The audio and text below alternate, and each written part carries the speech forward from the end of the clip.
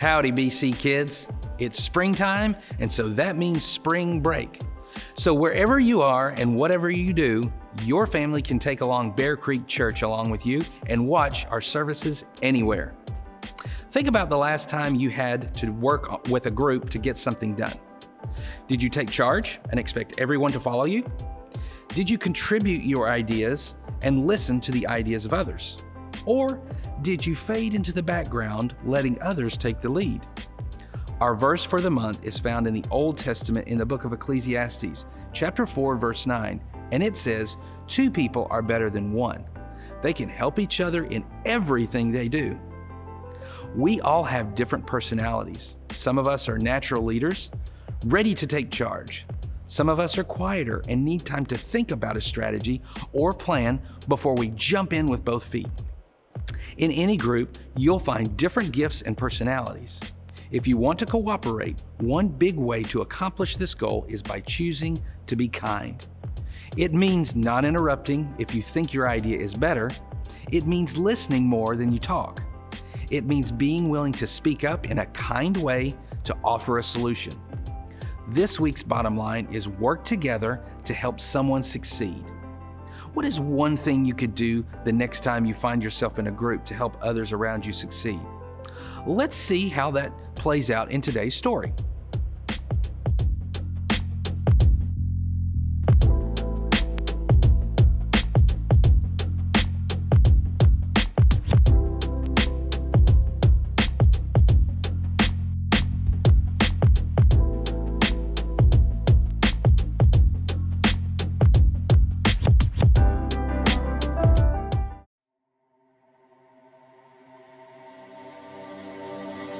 Come together, working hand in hand. It's easy if we all carry the load. Look at all we can do to build a better world. When you can trust in me and I can trust in you. So put your hands together. Together we can do anything, anything we all want. Yeah. One voice, one heart, one love. Whoa.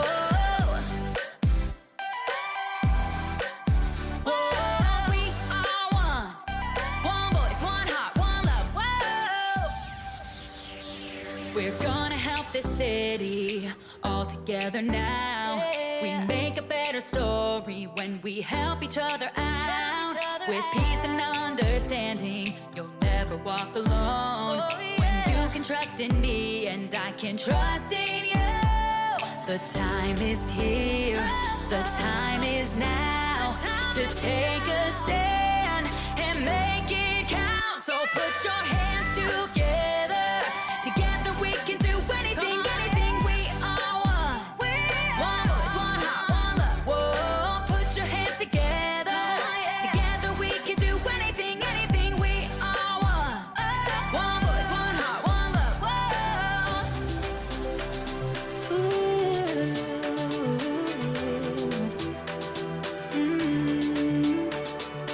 One life, one voice. Come on now, shout it out. One life, one voice, come on now and shout it out. One life, one voice, come on now and shout it out. One life, one voice, come on now and shout it out. So put your hands together. Together we can do anything, anything we all want. One voice, one heart, one love. Whoa, put your hands together. Together we can do anything, anything we all want. One voice, one heart, one love.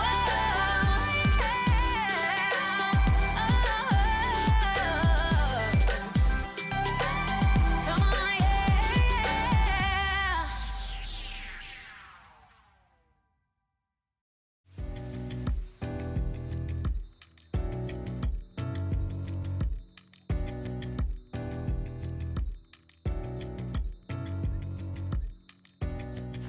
Hey friends, it's me, Haley. Have you ever wanted to be famous? Like maybe the lead singer of a rock band? Hello,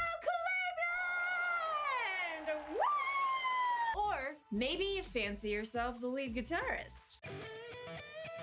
Can you picture it? A huge crowd of people watching you, cheering for you, chanting, Haley, Haley, Haley, or whatever your name is. That would be amazing. But you know what? Most bands don't start off on top like that. Most bands start off in some where they practice playing music and they show lots of cooperation. Cooperation is working together to do more than you can do alone. Every member of a band plays an important part. Take one instrument away and it just won't sound the same. But you wanna know who I think deserves a little more credit in a rock band? The drummer! Think about it. Hey, Warren. The drummer supports the whole band. Without a drummer, who would keep the beat? Happy birthday to you. Happy birthday to you. Happy birthday, dear Warren. But with a good drummer, the band stays in rhythm. Drummers may not be the most famous, but they get to decide how fast or how slow the songs are. Plus, a drummer can make every joke just a little bit funnier. The drummer works together with the band to help support the singer. This gives a new meaning to the word Band-Aid. Do you get it? In today's story, we'll learn about a great battle fought by the Israelites. A battle that took all kinds of cooperation. They really had to band together. Get it? I'll see you in a few. Thank you, Oklahoma City! Yeah! Woo! The Bible. It's 66 books of history, stories, letters, and poetry that fit together to form God's one big story. The epic adventure of how He created us and loves us so much that He made a way to rescue us. As we travel through the Bible, from Genesis to Revelation, we discover people who met God and found their lives changed forever. Now, for an amazing story, inspired by the book of Exodus, chapter 17, verses 8 through 13. God had freed the Israelites from slavery in Egypt and led them into the desert. But with no home of their own, the Israelites were still wide open to enemy attack as they traveled. One evening, as Moses walked through the camp, his assistant Joshua raced up. Amalekites! Where? How many? Just a few men right now. They attacked at the rear, where many of the women and children are. But we beat them back. They'll come in full force tomorrow. Moses turned to survey the land around them in the last rays of the setting sun. The whole valley of Rephidim spread out before them. Nearby, a high hill provided a lookout for the whole countryside. We have no army. We'll have to fight. You choose our best men and get ready for battle in the morning. Will you come with us? No, Moses pointed at the hilltop. I'll climb up there and hold up the walking stick that God gave me. Both men looked at a sturdy staff in Moses' hand. It was no ordinary stick. Moses had lifted the staff when God had parted the water of the Red Sea so the Israelites could escape. Yes, sir. I'll call the men. In the great chill before dawn, Joshua and his group of inexperienced fighters prepared for battle against the Amalekites. I've never held a sword. God has saved us many times. He can do it again. As the ragtag army gathered at one end of the valley, Moses climbed the hill with his brother Aaron and his friend Hur. So, Moses, what's the plan? Yeah, those Amalekites got some mean fighters. We'll call on God. As the three men crested the hill, they turned to look back. The rising sun flooded the valley. They could see Joshua and the Israelites just below. At the far end of the valley, a vast swarm of Amalekites rushed forward. Oh, more Amalekites than bees in a hive. Within minutes, the two groups clashed. It was clear from the very beginning that the Amalekites had the upper hand. They'll wipe us out in no time. Wait. At the very crest of the hill, Moses grabbed his staff and raised both hands high in the air. Our God is stronger than any enemy. In a short time, the tide seemed to turn. Well, what do you know? Joshua's pushing them back. The Israelites steadily beat back the Amalekite army. But as the sun rose and the heat increased, Moses' arms grew tired. Little by little, his arms sank down. Uh-oh. The Amalekites have busted through our line right there. We were doing so well. God, help us. With an effort, Moses lifted his hands high again. Joshua had formed a strong band of fighters, and once again, the Israelites surged forward. Moses lowered his arms to stretch. Ah, my back! What just happened? Joshua had them. Moses stepped forward to see, raising his hands high again. Aaron turned to stare at his brother. It's your hands. When your hands are raised up toward God, we're winning. Yeah, and when you drop them, those fool Amalekites start to win. Yes, but I can't do this all day. Moses' arms began to shake. Hold it one more minute. I got a rock-solid plan. Aaron? Together, Aaron and Hur rolled a huge stone to the place where Moses stood. Now, you set yourself right down, Mo. Carefully, Moses lowered himself onto the rock, fighting to keep his hands high in the air.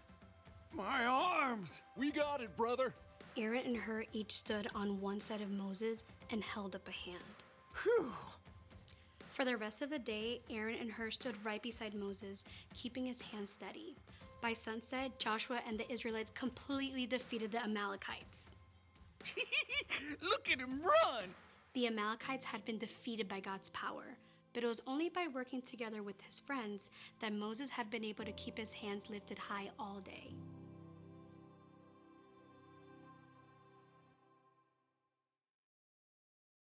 The battle against the Amalekites took loads of cooperation. Aaron and Hur worked together to help Moses. The three of them worked together to help Joshua and the Israelites. And God worked with all of them to do something miraculous. What's cool is that none of those people did what they did to make themselves famous. They were each trying to help someone else succeed. That's something you can do too. You can work together not because it makes you look good, but because it helps someone else. After all, life isn't always all about you. You could work with a friend on their homework, even when it's not your grade. You could help your brother or sister clean up their room, even though you didn't make the mess. If a friend is involved in a sport that you don't play, you can help make signs or posters to cheer them on. Jesus once said, "In everything, do to others what you would want them to do to you." In other words, you should treat others the way you want to be treated. Here's one way you can do that today. Work together to help someone succeed. Working together for unselfish reasons is a great way to show someone you love them. What are you waiting for? Go get the band together and hop on the cooperation bandwagon. And I don't miss a beat. It's time to face the music. Wait. See if you can drum up some support. No, drum up some support. No, okay, no support for that one. Thanks, Warren. I'll see you next time.